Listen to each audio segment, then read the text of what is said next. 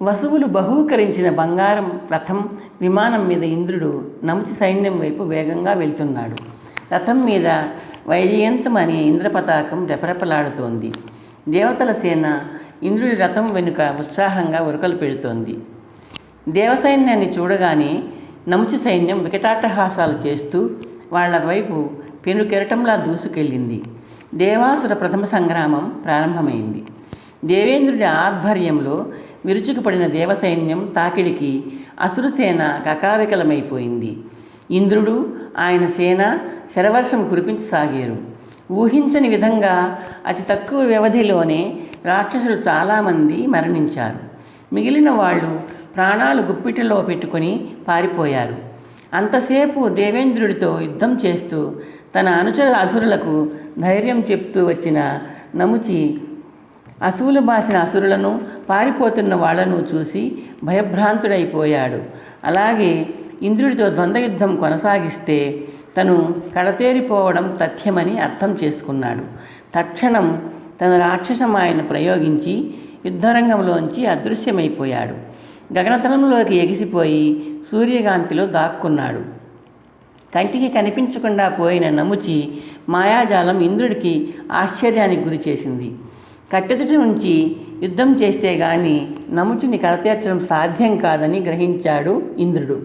ఆయన నిశిత మేధస్సుకు ఒక ఉపాయం తట్టింది. తక్షణం దానిని ప్రయోగించాడు. నముచి శౌర్యపరాక్రమాలు ధైర్యసాహసాలు ఉంటే ఎదురుగా నిలుచుని యుద్ధం చేయి రా అంటూ అరిచాడు ఇంద్రుడు. ఆయన గంభీర కంఠము మేఘగర్జనం తలపిస్తూ నముచి చెవుల్ని తాకింది. నముచి వికటంగా నవ్వాడు. నాకు తెలుసు ఇంద్ర, కట్టెదట నిలిస్తే నా కంఠాన్ని ఖండిస్తావు. నేను రాను. నీ వాళ్ళు పోయిన వాళ్ళు పోయారు, మిగిలిన వాళ్ళు పారిపోయారు. ఒంటరిగా మిగిలావు. నేను నిన్ను పగలు చంపను, రాత్రి వేళల్లోనూ చంపను. తేమగా ఉండే తడి వస్తువుతో చంపను. ఆరిన ఎండిన శుష్క వస్తువులతోనూ చంపను. సూర్యకాంతిలోంచి వెలుపలికి రా. నముచి మళ్ళీ నవ్వాడు. ఆర్ద్ర వస్తువులతోనూ కాకుండా శుష్క వస్తువులతోనూ కాకుండా మరి దేనితో యుద్ధం చేస్తావు? నువ్వే ఆలోచించి చెప్పు నముచి, ఇంద్రుడు నవ్వుతూ అన్నాడు. ఆర్ద్ర వస్తువులు కాకుండా శుష్క వస్తువులు కాకుండా దేనిని నీ మీద ప్రయోగించగలనో ఊహించు. ఏమీ ప్రయోగించలేవు. నముచి నవ్వుతూ గట్టిగా అరిచాడు. అందుకే రమ్మంటున్నాను. రా, నా ముందు నిలిచో, ఇంద్రుడు అన్నాడు. వస్తాను. నీ ముందు చేతులు కట్టుకొని నిల్చోను. నీతో యుద్ధం చేస్తాను. అలాగే, ధైర్యం ఉంటే దిగిరా, ఇంద్రుడు రెచ్చగొడుతూ అన్నాడు. మరుక్షణం నముచి సూర్యకాంతిలోంచి వెలికి వచ్చి ఇంద్రుడి ముందు నిలిచాడు. పక్కపక్క నవ్వుతూ నిర్భయంగా చూస్తూ విల్లు ఎక్కుపెట్టి ఇంద్రుడి మీదకు బాణాలు రువ్వే ప్రయత్నం చేశాడు. ఇంద్రుడు మౌనంగా అతడిని చూస్తూ ఉండిపోయాడు. విల్లు అందుకోలేదు, బాణం సంధించలేదు. ఇంద్రుడు తన మాట కట్టుబడి ఉన్నాడన్న సంగతి గ్రహించిన నముచి గర్వంగా నవ్వి ముందుకు అడుగులు వేశాడు. ఇంద్రుడు తన వెనక వైపున శబ్దం చేస్తూ నురగలు కక్కుతున్న సాగర తరంగాల వైపు నడిచాడు. నముచి ఎక్కుపెట్టిన వింటిని అలాగే పట్టుకొని బెదిరిస్తున్నట్టు ఇంద్రుడిని వెంబడించాడు. ఇంద్రుడు సముద్రం నురగను చేతిలోనికి తీసుకున్నాడు. నముచి వైపు వెనుకకు తిరిగాడు. దగ్గరగా వస్తూ వింటి నారిని లాగుతున్న నముచిని నిర్లక్ష్యం చేస్తూ నురగను అభిమంత్రించి నముచి వైపు రువ్వాడు. నముచి వైపు నురగ శ్వేతగోళంలాగా దూసుకు వెళ్తోంది. నముచిని సమీపిస్తూ ఆ ఫేనగోళం చక్రం ఆకారాన్ని ధరించింది. తన వైపు దూసుకు వస్తున్న నురగను చేతితో నిర్లక్ష్యంగా యదంగా తోసే ప్రయత్నం చేశాడు నముచి. ఆ ఫేన చక్రం అతడి హస్తానికి తగిలింది, కానీ ఆగలేదు, పక్కకి పోలేదు. విచిత్రంగా నముచి హస్తం తెగిపడింది. నముచి ఆశ్చర్యంతో బాధతో బిగ్గరగా అరిచాడు. అయితే అతని అరుపును కత్తిరిస్తూ ఫేనచక్రం నముచి కంఠాన్ని ఖండించి వేసింది. దేవసైన్యం మిన్నుముట్టేలా హర్షధ్వానాలు చేసింది. ఇసుక మీద పడిన నముచి శిరస్సు నెత్తురు ఓడుతూ చివాలున పైకి లేచింది. ఇంద్రుడిని సంభ్రమాశ్చర్యాలకు గురి చేస్తూ అతని వైపు గాలిలో ఎగురుతూ వెళ్ళింది. తన ముందు తన శిరస్సుకు దగ్గరగా అంతే ఎత్తులో ఆగిన నముచి శిరస్సును ఇంద్రుడు ఆందోళనగా చూశాడు. ఖండించబడిన భాగం నుంచి రక్తం బిందువులు రాలుతున్నాయి. నముచి నోరు తెరుచుకుని ఉంది. నాలుక ఎర్రగా వెలుపలికి పొడుచుకు వచ్చింది. దంతాలు ఎర్రగా మెరుస్తున్నాయి. నోరు రక్తంతో తడిసి పాత్రికలా కనిపిస్తోంది. నముచి ఖండిత శిరస్సు ఇంద్రుడిలో ఒక రకమైన జుగుప్సను కలిగిస్తోంది. ఇంద్రుడు అసంకల్పితంగా కొంచెం వెనుకకు జరిగాడు. నముచి శిరస్సు ప్రాణం ఉన్నట్టు అంతే దూరం కదిలింది. ఇంద్రుడు ఆగి భయంతో చూశాడు. నముచి శిరస్సు భయానకంగా జుగుప్సాకరంగా ఉంది. ఇంద్రుడు కొంచెం కదిలాడు. శిరస్సు కొంచెం కదిలింది. ఇంద్రుడు ఆగాడు. శిరస్సు ఆగింది. ఇంద్రుడు చేతిని ఎత్తి విసురుగా శిరస్సును ఎడంగా తోసే ప్రయత్నం చేశాడు. శిరస్సు దూరంగా వెళ్ళి మళ్ళీ దగ్గరగా వచ్చింది. ఆ దృశ్యాన్ని చూస్తున్న దేవతలు భయంతో అరుస్తున్నారు. మీరు అమరావతికి వెళ్ళండి, నేను ఈ శిరస్సును వదిలించుకుని వస్తాను అంటూ ఇంద్రుడు రథాన్ని అధిరోహించాడు. నముచి శిరస్సు అతని దగ్గరగా జరిగింది, గాలిలో తేలుతూ. సారథిని క్రిందికి దిగి అమరావతికి వెళ్ళమన్నాడు. ప్రభు, మీరు ఎక్కడికి వెళ్తారు? సారథి అడిగాడు. బ్రహ్మ సహాయం అర్థించి ఈ అసుర శిరస్సు మీ పీడగా వదిలించుకుని వస్తాను అంటూ ఇంద్రుడు అశ్వాలను వదిలించాడు. రథం కదిలింది. నముచి శిరస్సు కదిలింది.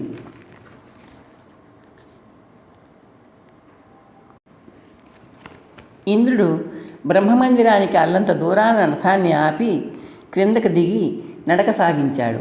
ఆయనను భయభ్రాంతులకు గురి చేస్తూ నముచి శిరస్సు వెంబడిస్తూనే ఉంది. తెగిన కంఠభాగం నుండి తెరుచుకునే ఉన్న నోటిలోంచి రక్తబిందువులు రాలుతూనే ఉన్నాయి. శరణు పితామహ, శరణు శరణు. కమలాసనం మీద ఠీవిగా కూర్చున్న బ్రహ్మను సమీపిస్తూ భయభక్తులతో అన్నాడు ఇంద్రుడు. దేవరాజా, ఇంద్రుడిని నముచి శిరస్సును చూస్తూ అన్నాడు బ్రహ్మ. రక్షించండి పితామహ, నముచి శిరస్సు బారి నుండి నన్ను రక్షించండి. ఇంద్రుడు ఉద్వేగంగా అన్నాడు. నిష్కారణంగా అమరావతిని ముట్టడించిన నముచి శిరస్సు ఖండించాను. శిరస్సు నన్ను వెంటాడుతోంది. బ్రహ్మ చిరునవ్వు నవ్వాడు. దేవేంద్ర, నువ్వు వాగ్దాన భంగం చేశావు. పగలు రాత్రి నముచిని వధించనన్నావు. పగటి సమయం ఉండగానే అతని తల నరికి సమయభంగం, వాగ్దాన భంగం చేశావు. ఆ కారణంతో నముచి వధమూలంగా బ్రహ్మహత్యా దోషం నిన్ను ఆవరించింది. దాని ప్రతిరూపమే నముచి ఖండిత శిరస్సు. పితామహ, ఆ దోషాన్ని పరిహరించండి. నా సమీపంలో ఈ తెగిన తల ఉనికిని భరించలేను. ఇంద్రుడి కంఠం వణికింది. ఇంద్ర, ఆ దోషాన్ని నువ్వే పరిహరించుకోవాలి, బ్రహ్మ చిరునవ్వుతో అన్నాడు. నేనా? నువ్వే వెళ్ళి పావన అరుణాసంగమ స్థానంలో పవిత్ర స్నానం చేయి. బ్రహ్మహత్యా దోషం పోతుంది, బ్రహ్మ అన్నాడు. ధన్యోస్మి, ఇప్పుడే వెళ్తాను, సెలవు. ఇంద్రుడు నమస్కరించి వెనుదిరిగి వెళ్ళసాగాడు. నముచి శిరస్సు రక్తహాసం చేస్తూ వెంబడించింది.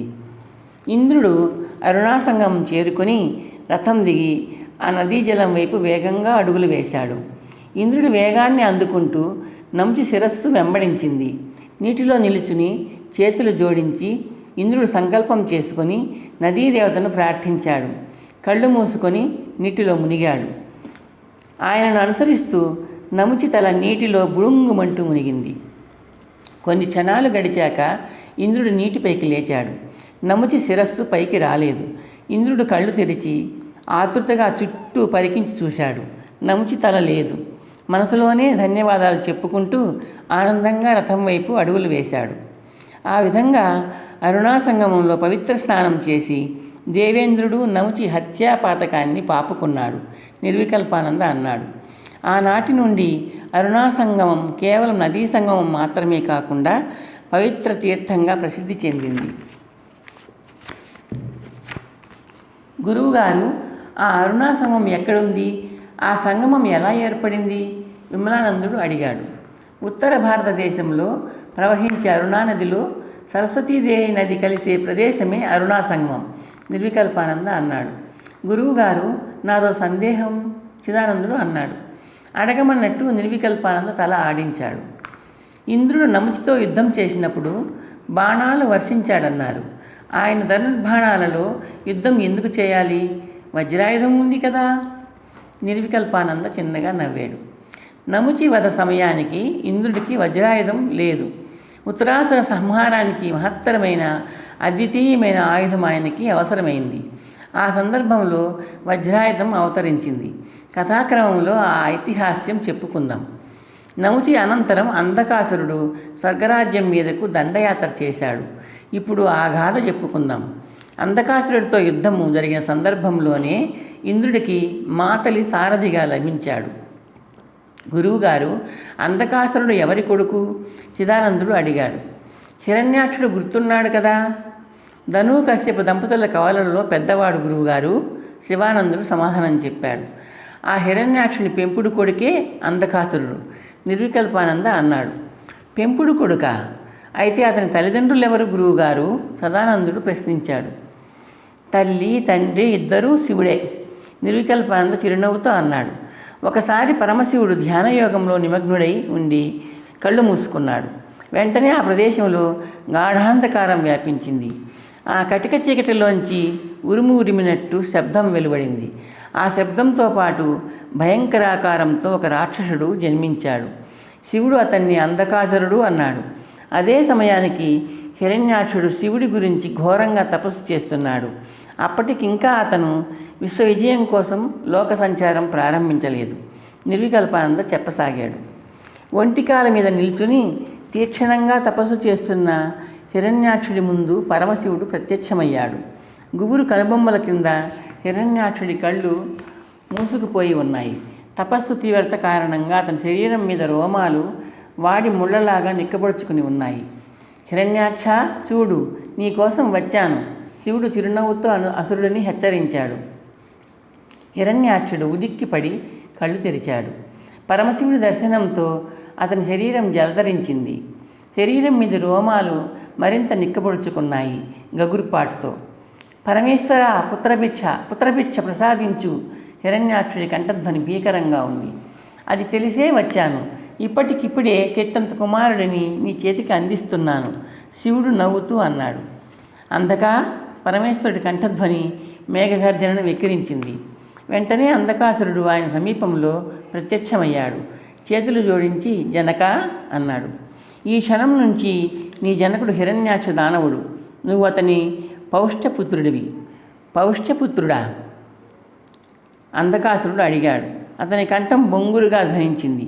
అవును, అంటే పెంపుడు కొడుకువి అంటూ శివుడు హిరణ్యాక్షుడి వైపు తిరిగాడు. హిరణ్యాక్ష, మహాబలశాలి అయిన ఈ రాక్షస వీరుడు నా పుత్రుడు. ఇక నుండి నీ పోష్యపుత్రుడు. ఇతని పేరు అంధకుడు. అంధకారంలో జన్మించిన కారణంగా ఆ నామధేయము అనుగ్రహించాను. నీ పుత్రుడిగా స్వీకరించు. హిరణ్యాక్షుడు సంతోషం నిండిన సువర్ణ నేత్రాలతో అంధకాసురుడి వికార రూపాన్ని తృప్తికరంగా చూశాడు. పరమేశ్వర, నీ దయ అపారం. అందగాడైన అంధకుడిని పుత్రుడిగా ప్రసాదించావు. ధన్యోస్మి. శుభం, వెళ్ళిరండి. శివుడు దీవించి అంతర్ధానమయ్యాడు. హిరణ్యాక్షుడు అంధకాసురుడి వైపు గర్వంగా చూశాడు. అంధకుడు హిరణ్యాక్షుడి దగ్గరగా వెళ్ళి చేతులు జోడించాడు. జనక, వందనం అన్నాడు. విజయోస్తు అంటూ హిరణ్యాక్షుడు అంధకుడిని కౌగలించుకున్నాడు. కాలం గడిచిపోతోంది. హిరణ్యాక్షుడు విశ్వ విజయయాత్ర ఉన్మాదంలో పడి భూమిని సాగర గర్భంలో తొక్కిపట్టి శ్వేతవరాహుడి చేత సంహరించబడ్డాడు. దాంతో అంధకాసురుడికి విష్ణువు మీద, ఆయన చేత నిరంతరం రక్షించబడే దేవతల మీద పగ, ద్వేషం ఏర్పడి వేళ్లు తన్నుకున్నాయి. తన పినతండ్రి హిరణ్యకశిపుడు విష్ణువును సంహరించడమే జీవిత ధ్యేయంగా చేసుకున్న సంగతి తెలిసిన అంధకుడు తన పగను దేవతల వైపు మళ్లించాడు. దానవేయ సైన్య బలంతో స్వర్గరాజ్యాన్ని స్వాధీనం చేసుకుని ఇంద్రాది దేవతలను సర్వనాశనం చేయాలన్న నిర్ణయంతో అమరావతి మీదకు దండయాత్ర సాగించాడు. అంధకాసురుడి దాటికి దేవతలు చెల్లాచెదురై పారిపోయారు. ఇంద్రుడు నిరంతరాయంగా శరవర్షం కురిపిస్తూ అంధకాసురుడిని నిలువరించే ప్రయత్నం చేస్తున్నాడు. సారథి అంధకాసురుడి రథాన్ని నడపలేకపోతున్నాడు. తాను అంధకాసురుడిని జయించలేకపోవడానికి ప్రధాన కారణం సారథి వైఫల్యమే అని ఇంద్రుడికి అర్థమైపోయింది. ఇంద్ర అంధకుల ద్వంద్వయుద్ధం సాగుతూనే ఉంది.